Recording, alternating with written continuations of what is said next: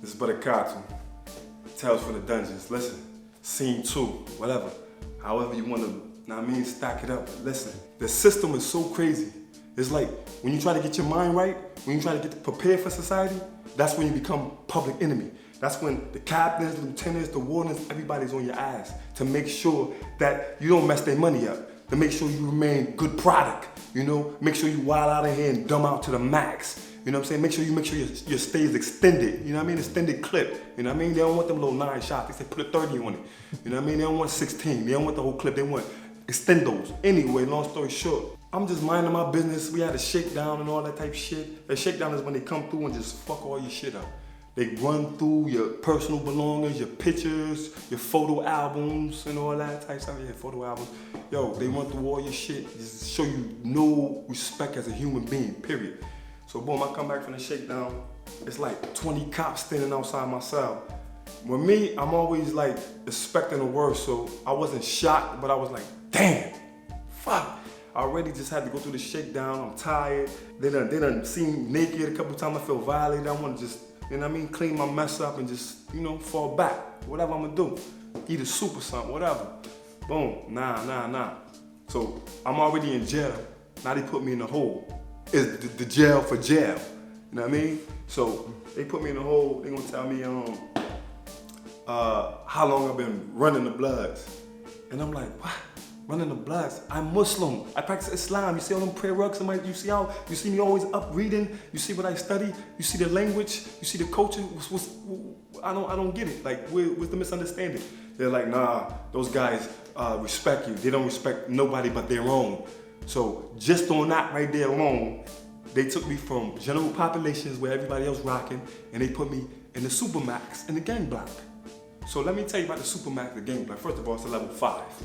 That's where all the lifers, that's where all the death row cats, you know what I'm saying? This is, it don't get no higher than this. This will be Alcatraz, you know what I'm saying?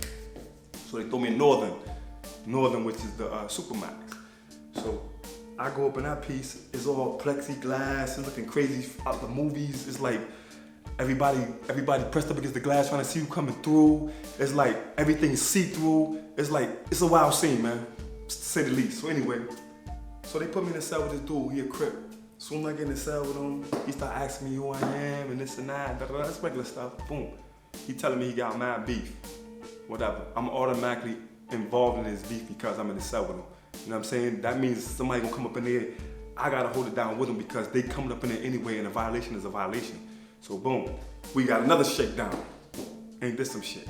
Every time a shakedown come, you know, my stomach felt a little tight. We go for the shakedown. It's this one cop, his name Turner. I'm mentioning his name, I don't give a fuck. Bald head, real racist dude, man.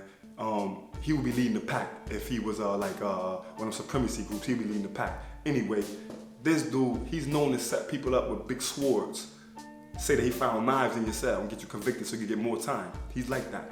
Especially if you know you're almost gonna complete your program and all that type of stuff, you're about to leave. So I was doing pretty good in the program, but this is the first shakedown. Anyway, I come back from the shakedown just like before.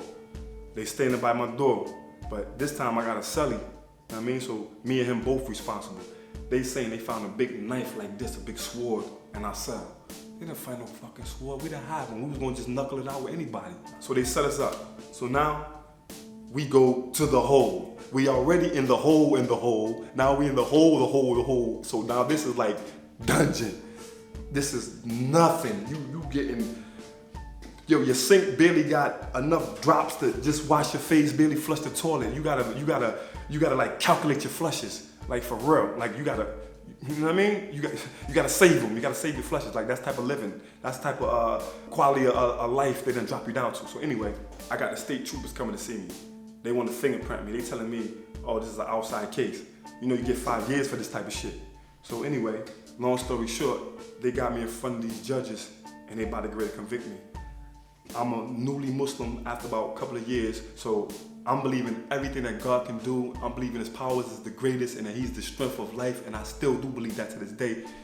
This is proof I'm here in the flesh. So boom, I'm talking to God, I'm like, please God, don't let him do this to me, please. I'm saying some words in Arabic. I'm asking for his help. One of his names in Arabic is El-Wali, the guardian. Yeah, El-Wali, yeah, El-Wali, El-Wali. Please help me, please Master, please help me. Man, I'll be damned, man. Those people came back to bring me in that room to convict me. They said, what were you doing? You were praying? You were praying, right? I said, yeah, I always be praying. Y'all get the report on me. Y'all know what it is. They said, well, I don't know what the hell you did, but something just happened in there that was so unheard of, and no charges for you. Charges dismissed. You can go back to population now. And I'm like, what happened? They said the weapon that they was gonna accuse me of having, which I never had possession of, never had put my fingerprint on it, they said it disappeared. Yeah, I know you're thinking, yeah, it disappeared. Yeah, what the fuck you talking about? Yeah, it disappeared. God is the greatest. Nobody ain't telling me nothing. That shit disappeared, man. God spared me. Yeah.